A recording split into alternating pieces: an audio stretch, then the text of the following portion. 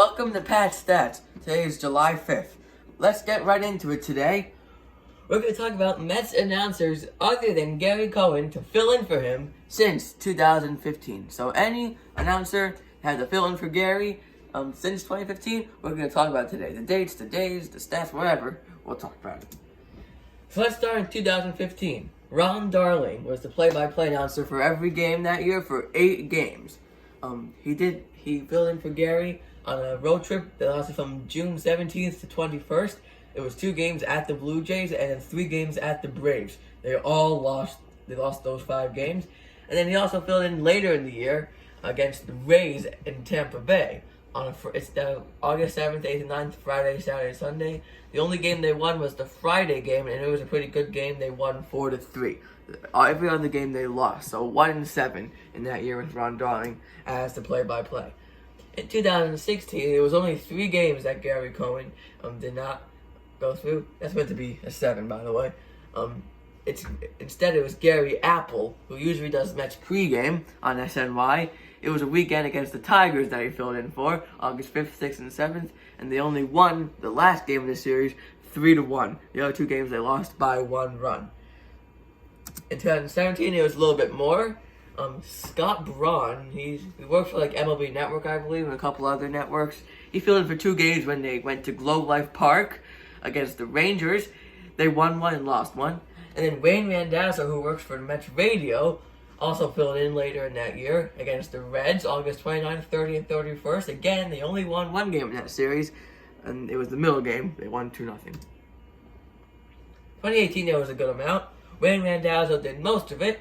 He did a series against the Reds in early May. They only won 1 game in that series, including this game on May 9th. That was a game they batted out of order, if you remember. Then Gary Apple filled in for Gary Cohen during the July 4th series at the Blue Jays, which is another problem, but they won 6-3, and then they also lost 8-6.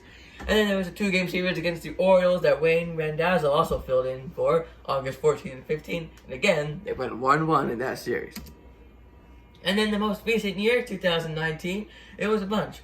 Wayne Randazzo filled in for a weekend in Miami against the Marlins, and the Mets won the series for the first time. They won 2 out of 3. Then Gary Apple did an entire road trip later in August against the Braves and the Royals, and the Mets went 3-3 in that stretch. So now, to wrap it all up, we're going to talk about the overall stats.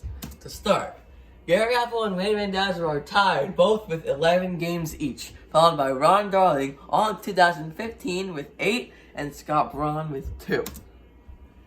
For the days of the week, you have 1 on Monday, 6 on Tuesday, 7 on Wednesday, 3 on Thursday, and 5 on Friday, Saturday, and Sunday. Gary Cohen had a fill-in against the division when the Mets played the division 28.1% of the time. When they played anyone in the NL Central or the NL West, 18.8% of the time, and interleague, 53.1% of the time. So most of it was interleague. I actually was surprised of how much division it was. I thought it would be a little less than that, but overall, that's what I think I expected. Mostly interleague, because those games, they can, especially the far games like the Rangers. That one was, yeah.